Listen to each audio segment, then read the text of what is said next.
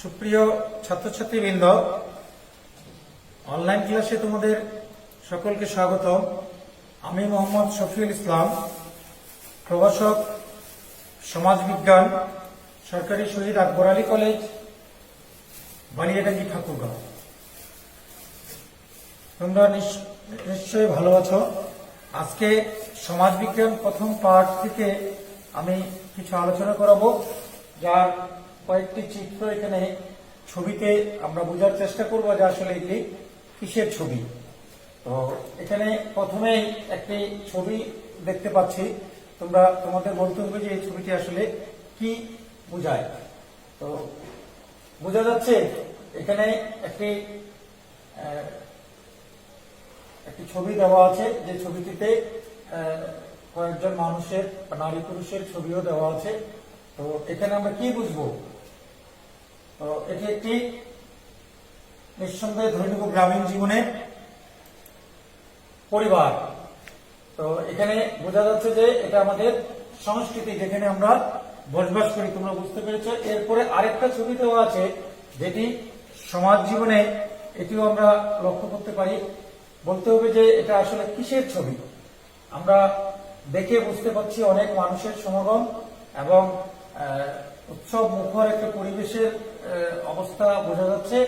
তো আসলে এটা দেখে কি অনুভব করা যায়?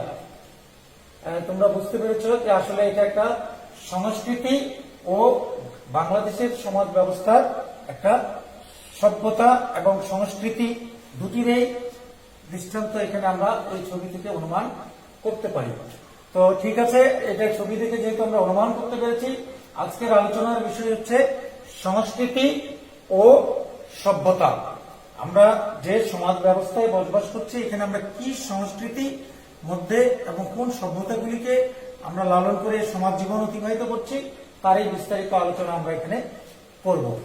তো প্রথমেই এই আলোচনার প্রথমেই আমাদেরকে জানতে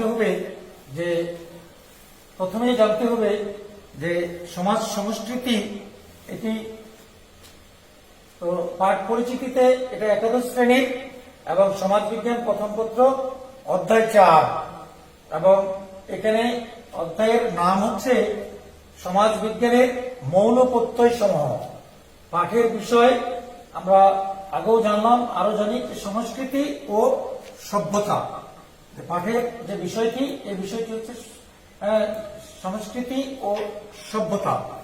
আমরা এই পাঠ অনুধাবন বা পাঠ অধ্যয়ন করে বা এখানে শিখন ফলে বা আমরা শিখতে পারবো, এরকম বিষয়গুলি এখানে তুলে ধরা হয়েছে। প্রথমত হচ্ছে সমাজের ধারণা কি, তা আমরা জানতে পারবো, যে সমাজ সম্পর্কে কি ধারণা, সমাজ কি, সমাজটা কিভাবে কি হচ্ছে, সে সম্পর্কে আমরা ধারণা পাবো। এরপরে দ্বিতীয় নম্বরে সংস্কৃতির সংজ্ঞা জানতে পারবো, যে কালচার, ইংরেজিতে বলা হয় কালচার এবং বাংলায় আমরা যেটাকে সংস্কৃতি বলি, এই সংস্কৃতি সম্পর্কে আমরা ধারণা পাবো। এরপরে আছে সংস্কৃতির ধরন বা প্রকারভেদ, যে সংস্কৃতির মধ্যে আমরা জীবনযাপন করছি, জীবন জীবিকা নির্বাহ করছি সমাজ জীবনে, সেটা কত প্রকার, কয় ধরনের, সে সম্পর্কে আমরা একটা ধারণা নিতে পারবো বা জানতে পারবো। চতুর্থত সভ্যতার ধারণা জানতে পারবো। আমরা সংস্কৃতির চরম বিকাশটাই হচ্ছে সভ্যতা, এবং আমরা যা সভ্যতা সম্পর্কেও জানতে পারবো। এরপরে সর্বশেষে জানতে পারবো সংস্কৃতি ও সভ্যতার পারস্পরিক যে সম্পর্ক, যে সংস্কৃতি এবং সভ্যতা কিভাবে সমাজ জীবনকে নিয়ন্ত্রিত করতেছে, এবং সমাজ জীবনে সংস্কৃতি ও সভ্যতা যে পারস্পরিক অর্থপত্তভাবে জড়িত, তার সম্পর্কে আমরা তাদের যে সম্পর্ক, সেটা সম্পর্কে আমরা জানতে পারবো। তো এখন মূল আলোচনায় যে আমাদের আগে জানতে হবে যে সমাজের কোন ক্ষেত্রে বা সমাজ জীবনের কোন ক্ষেত্রে সংস্কৃতি ও সভ্যতা এখানে প্রবাহিত হয়, এবং কোন এই সমাজ সভ্যতা কোনখানে প্রভাব বিস্তার করছে, এবং সমাজটাকে কিভাবে সংস্কৃতি ও সভ্যতা নিয়ন্ত্রণ করতে। প্রথমে আমাদের জানতে হবে সমাজ, যার ইংরেজি শব্দ হচ্ছে সোসাইটি, যেখানে আমরা এবং সকলেই এই জীবনযাপন করে থাকি। তো এখানে সমাজ জীবনের সমাজের যে সমাজ যে মানুষ সমাজে যে বসবাস করছে, সেই যেখানে জীবন আছে সেখানেই সমাজ গড়ে ওঠে। যেখানেই জীবনের অস্তিত্ব খুঁজে পাওয়া যাবে সেখানেই সমাজ গড়ে ওঠে। কারণ সমজাতীয় প্রাণীর সমাজের মতোই জীবনের বিকাশ, আর মানুষের উপস্থিতিতে জীবন হয় প্রবাহমান। তো এখানে দল বেঁধে থাকা সমাজ বলতে যেখানে জীবন আছে সেখানেই সমাজ গড়ে ওঠে। আমরা জীবনের অস্তিত্ব যেখানে খুঁজে পাবো সেখানেই সমাজ থাকবে। কারণ সমজাতীয় প্রাণীর সমাজের মতোই জীবনের বিকাশ, আর মানুষের উপস্থিতিতেই জীবন হয় প্রবাহমান। প্রবাহমান শব্দের অর্থ হচ্ছে মানে প্রবাহিত হতে থাকে, মানুষের জীবন চলতে থাকে। দল বেঁধে থাকা, দল বেঁধে কাজ করা, এটা সমাজের ধর্ম। সমাজে আমরা একা বাস করতে পারি না, সমাজে একা বাস করে না। সমাজে আমাদের সমাজ বিজ্ঞানের একটা কথা আছে যে যে সমাজে বসবাস করে না সে হয় পশু না হয় দেবতা। তো এখানে দল বেঁধে একসাথে থাকা, দল বেঁধে একসাথে কাজ করা, অর্থাৎ সমাজ বলতে একত্রে বসবাস করাকে আমরা বুঝিয়ে থাকি। কি বোঝা গেছে? আমরা মূলতই বলবো যে দল বেঁধে একসঙ্গে পারস্পরিক সম্পর্কের ভিত্তিতে যে অবস্থার সৃষ্টি হয় সেটাই হচ্ছে সমাজ। তারপরে বলছে কোন একটি সাধারণ ভূখণ্ডে বসবাসরত নিজেদের মৌলিক সামাজিক চাহিদা পূরণের জন্য সমষ্টিগত সহযোগিতা রত বা একই সাধারণ সংস্কৃতির ধারক এবং স্বতন্ত্র সামাজিক একক হিসেবে কার্যত একটি সাংগঠনিক জনসংখ্যাই হচ্ছে সমাজ।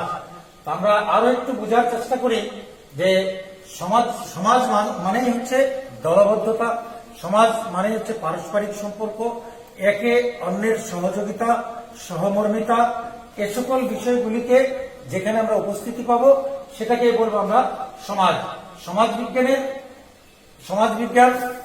সমাজবিজ্ঞানের মূল প্রত্যয় কিন্তু আমরা জানি যে সমাজ, যেখানে সমাজের সকল যে অবস্থানে যেখানে মানুষ সকল কাজ সম্পূর্ণ করে এবং এখানেই মানুষের জন্ম হয়, আবার এখানেই মানুষ এক সময় মৃত্যুবরণ করে। তো এটা গেল সমাজ। এই সমাজের ভিতরেই আমরা যে সকল বিষয়গুলিকে কালচার ইংরেজিতে বলি, বাংলায় বলি আমরা সংস্কৃতি।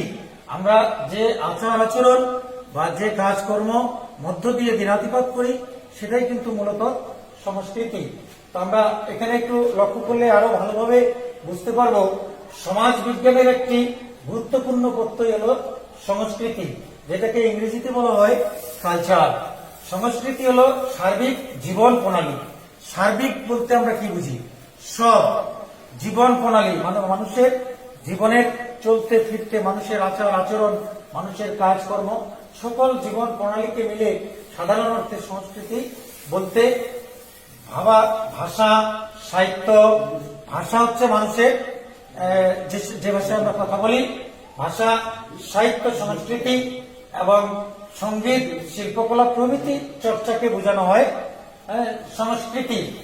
সমাজতান্ত্রিক দৃষ্টিকোণ থেকে যদি আমরা বলতে যাই তাহলে আমরা যা কিছু করছি তাই সংস্কৃতি। আমরা সারাদিনে বা আমরা জীবন ধারণের ক্ষেত্রে সকাল থেকে সন্ধ্যা পর্যন্ত যেগুলি আমরা সমাজে যে সকল কাজকর্ম, যে ক্রিয়াকলাপ বা মানুষের আচার আচরণ, সবগুলিকেই আমরা সমন্বিত রূপ বলবো এটি হচ্ছে একটি মানুষের সংস্কৃতি।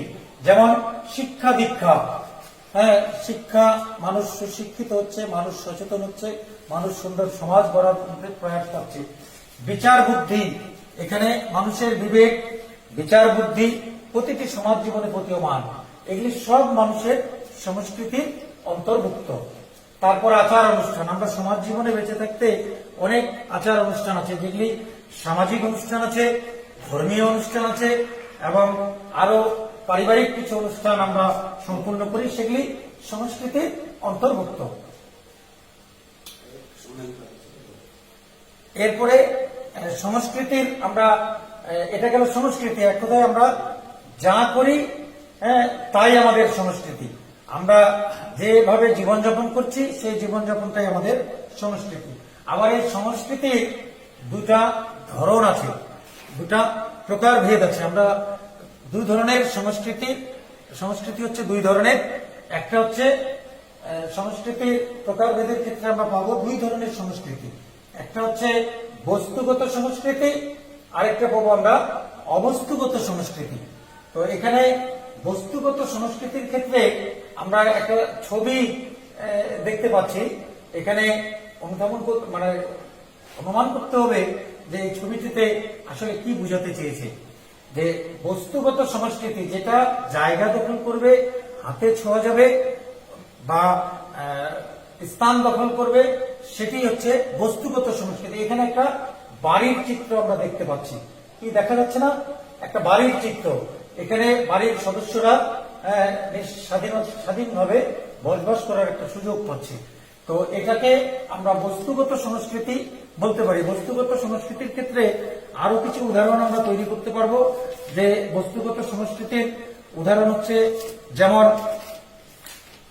বস্তুগত সংস্কৃতির আরো উদাহরণ হচ্ছে যে বস্তুগত সংস্কৃতি যেমন ঘর বাড়ি, রাস্তাঘাট, টেবিল চেয়ার, ফ্যান বা এ ধরনের যে মানুষের ব্যবহারযোগ্য খাতা কলম, পোশাক পরিচ্ছদ ইত্যাদি সবাই বস্তুগত সংস্কৃতির অন্তর্ভুক্ত। এক কথায় যাহা জায়গা দখল করে এবং হাতে ছোঁয়া যায়, চোখে দেখা যায়, সেটাই হচ্ছে বস্তুগত সংস্কৃতি। আর দ্বিতীয় নম্বরে আমরা দেখলাম যে দুই ধরনের সংস্কৃতির মধ্যে একটা বস্তুগত, আরেকটা হচ্ছে অবস্তুগত। এখানে আমরা একটা চিত্র দেখতে পাচ্ছি। যে চিত্রটাতে কি দেখা যাচ্ছে, যে এখানে একটা সাউন্ড সিস্টেমে একজন গায়িকা হয়তো বা গান গাচ্ছে। তো গান আমরা দেখতে পাই না, কিন্তু শ্রবণ করতে পারি। আর অবস্তুগত সংস্কৃতিগুলি মানুষের মধ্যে এমন ভাবে প্রভাবিত করে যেগুলি দেখা যায় না, জায়গা দখল করে না, কিন্তু অনুভব করা যায়। যেমন মানুষের চিন্তা ভাবনা, যেগুলি দেখা যায় না কিন্তু অনুভব করা যায়। তারপর শিল্প সাহিত্য, দর্শন, ধর্ম।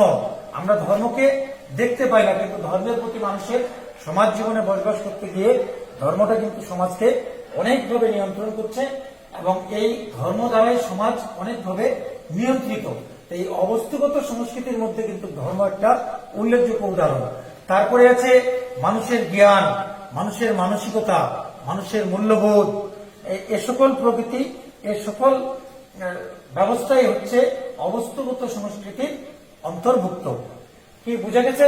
আমি আবারও বলছি যে বস্তুগত সংস্কৃতি হচ্ছে যা জায়গা দখল করে, হাতে ছোঁয়া যায়, অনুভব করা যায়, নেওয়া হাতে ধরা যায়, জায়গা দখল করে এবং চোখে দেখা যায়। আর যেটা অবস্তুগত সংস্কৃতি, সেটা জায়গা দখল করবে না, কোনো হাতে ছোঁয়া যাবে না, কিন্তু শুধুমাত্র মানুষ অনুভব করতে পারবে। এটা হচ্ছে অবস্তুগত সংস্কৃতির উদাহরণ। তার মধ্যে উদাহরণগুলির মধ্যে আমরা দেখলাম ধর্ম, ভাষা, সাহিত্য, মানুষের প্রতি বিশ্বাস, মূল্যবোধ। আর বস্তুগত গুলোর মধ্যে দেখলাম ঘর বাড়ি, দালান কোঠা, যা আছে চেয়ার টেবিল খাতা কলম। এগুলি হচ্ছে অবস্তুগত সংস্কৃতির বস্তুগত সংস্কৃতির উদাহরণ।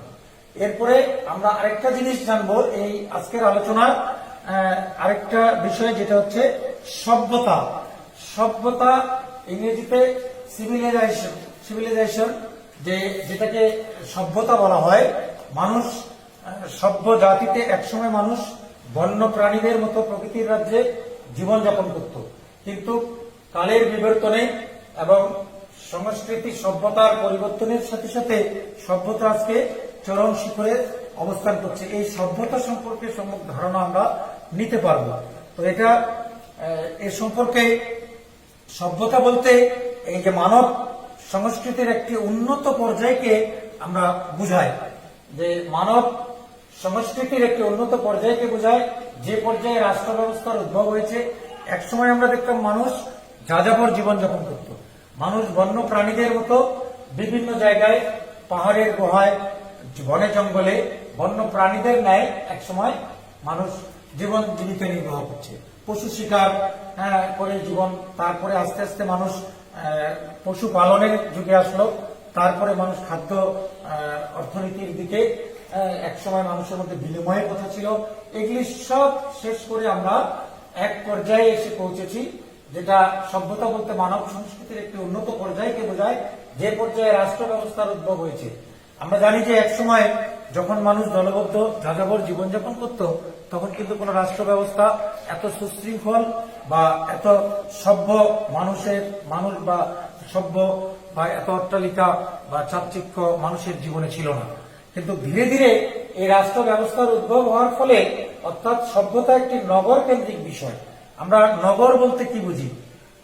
একটা হচ্ছে গ্রাম, একটা হচ্ছে শহর। যেটাকে শহর বলবো সেটাই নগর। আমরা জানি যে যত শহর বা বাণিজ্যিক এলাকা গড়ে উঠেছিল সেগুলি সব নদীর তীরবর্তী অঞ্চল ভেবে, কারণ তখন যোগাযোগ ব্যবস্থার অন্যতম মাধ্যম ছিল নদীপথ। তো এই জন্য বলছে যে অর্থাৎ সভ্যতা নগর কেন্দ্রিক বিষয়। নগর জীবনের উদ্ভবের সাথে সাথে সভ্যতার উন্মেষ ঘটে। আমরা এক সময় ডাকযোগে মানুষের সঙ্গে যোগাযোগের অন্যতম মাধ্যম ছিল যে ডাকযোগে। তারপরে ধীরে ধীরে এই সভ্যতা সংস্কৃতি বা সভ্যতার অগ্রগতির ফলে এখন আমরা মোবাইল ফোন, এখন বিভিন্ন সভ্যতার উন্মেষ ঘটেছে।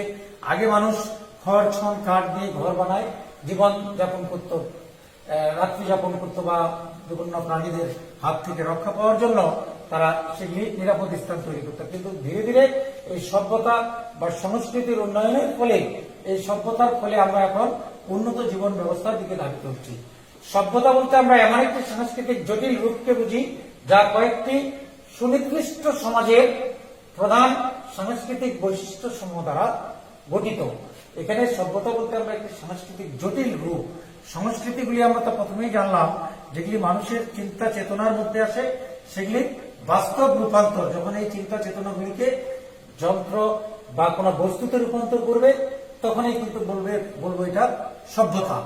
তো এই সাংস্কৃতিক জটিলতার রূপকে বুঝি যা কয়েকটি সুনির্দিষ্ট সমাজের প্রধান সাংস্কৃতিক বৈশিষ্ট্য সমূহ দ্বারা গঠিত বা সমাজ স্বীকৃত। সুতরাং সভ্যতা হল বস্তুগত সংস্কৃতির চূড়ান্ত রূপ। এক কথায় সংস্কৃতি হচ্ছে আমাদের ভিতরের দিক, আর সভ্যতা হচ্ছে বাইরের দিক। যেরকম আমরা এখানে একটা ছবি দেখতে পাচ্ছি, এই ছবিটা নিঃসন্দেহে তোমরা সবাই জানো এবং এর সম্পর্কে ধারণা অনেকের আছে। এটা কি? এটা হচ্ছে, তোমরা নিঃসন্দেহে বলতে পারছো যে এটা একটা তাজমহল, যেটা একটা সপ্তম আশ্চর্যের একটা অন্যতম আশ্চর্য, যা একজন মানুষ আরেকজন মানুষের প্রতি ভালোবাসার নিদর্শন স্বরূপ এখানে এটি তৈরি করে গেছে। তো এটি আমাদের সভ্যতার একটা অন্যতম নিদর্শন। এখানে আছে একটা যদিও অতি প্রাচীন যুগের এই সভ্যতাটি, দেখবো যে আমরা সংরক্ষণ করা হয়েছে এবং এটা অনেক আগের, যেটি ৬০ গম্বুজ মসজিদ বলা হয়। যে মসজিদ এক সময় নির্মাণ হয়েছিল, সে সময় সবার সভ্যতা কেমন ছিল তার নিদর্শন এখানে তুলে ধরা হয়েছে। তো এই সভ্যতা বলতে এই সকল বিষয়গুলিকে আমরা বুঝে থাকি, যে সকল নিদর্শনগুলি মানুষের দৃষ্টি আকর্ষণ করে এবং যেগুলি মানুষ সভ্যতার অন্যতম উন্নত অবস্থান মনে করে। এই জন্য বলা হয়েছে এটা নগর কেন্দ্রিক। আসলে সভ্যতাগুলি গড়ে ওঠে বেশিরভাগ আগে নগরে, পরবর্তীতে দেখা গেছে এগুলি গ্রামীণ জীবনে ধীরে ধীরে প্রভাব বিস্তার করছে।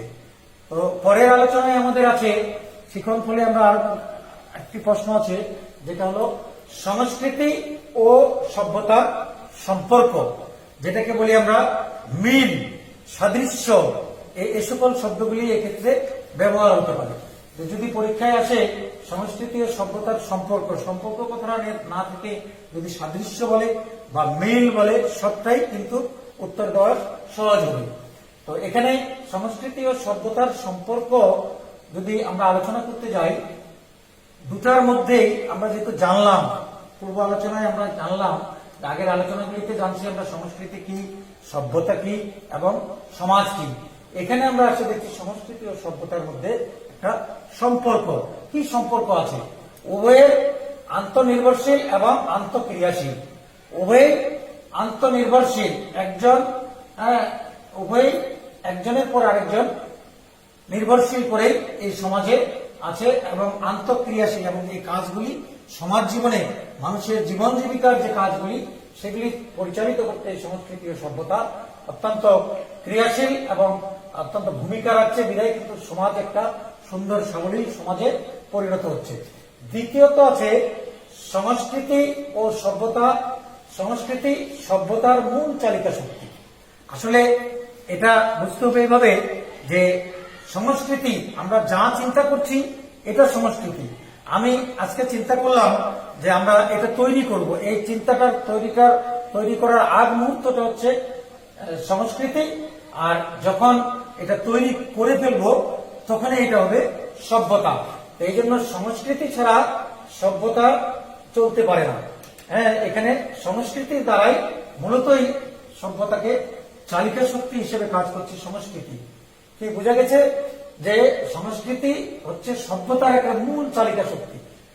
যদি সংস্কৃতি না চলে তাহলে সভ্যতাও মন্থর গতিতে থাকবে বা চলবে না, এরকম একটা থেমে যাবে, এরকম একটা অবস্থায়। তৃতীয় নম্বরে হচ্ছে মানুষের বিমুক্ত চিন্তার ফসল। যেখানে মানুষের বিমুক্ত চিন্তার ফসল, যেখানে মুক্ত এবং বিমুক্ত মানুষের যে সকল মানুষের বিমুক্ত যে চিন্তাগুলি, এর ফসল হিসেবে সংস্কৃতি ও সভ্যতা সমাজ জীবনে প্রতিটি ক্ষেত্রে ফসল বলতে এখানে একটা সুফল মানুষ ভোগ করছে। মানুষের যে চিন্তা, নতুন নতুন উদ্ভাবন, এগুলি মানুষকে উন্নত অবস্থানে নিয়ে যাচ্ছে। আর এই উন্নত অবস্থানে যা যা তৈরি হচ্ছে সেগুলি হচ্ছে সভ্যতা। নচেত মানুষের এই বিমুক্ত চিন্তাগুলি সংস্কৃতি ও সভ্যতার মতো দুটা জিনিসের সম্পর্ক একান্ত নিবিড় ভাবে তৈরি করে দিচ্ছে। 4 নম্বরে আছে সংস্কৃতি মানুষের অভ্যন্তরীণ বিষয়। সংস্কৃতিটা হচ্ছে মানুষের অভ্যন্তরীণ বলতে ভিতরের দিক, যেগুলো মানুষ ভিতরে চিন্তা করছে যে আমি এটা করব, আমি এটা তৈরি করব, এটা উদ্ভাবন করব। এই অভ্যন্তরীণ বিষয়গুলি মানুষের সংস্কৃতি। আর সভ্যতা বাহ্যিক আচরণের সাথে সম্পর্কিত, যে চিন্তার পর মানুষ যেগুলি বাস্তবে রূপান্তর করছে, মানুষ যা তৈরি করছে, মানুষ যা উদ্ভাবন করছে, সেই উদ্ভাবনী জিনিসগুলি বাহ্যিক যা দেখা যায় এবং মানুষ এগুলি ব্যবহার করতে পারে, এই সভ্যতা হচ্ছে সে সকল জিনিস। তো দুটাই কিন্তু একটার সঙ্গে আরেকটা সম্পর্কযুক্ত, যে একটা ছাড়া আরেকটা কিন্তু চলতে পারবে না। সর্বশেষ 5 নম্বরে আছে সংস্কৃতি মানুষের চিন্তা চেতনা। সংস্কৃতিগুলি মানুষের চিন্তা চেতনা। এক একজন মানুষের চিন্তা চেতনা, এক একজন মানুষের আচার আচরণ, এগুলি কিন্তু দেখা যায় না, কিন্তু আমরা সমাজ জীবনে এগুলি দেখতে পাই, মানে বুঝতে পারি যে একটা মানুষ ভালো, কোনটা মানুষ খারাপ, কোনটা মানুষ আদর্শবান, কোনটা মানুষ নীতিবান। এই মানুষের যে চিন্তা চেতনাগুলি, এগুলি ভালো সংস্কৃতিগুলি আমরা গ্রহণ করব, খারাপগুলিকে আমরা বর্জন করব।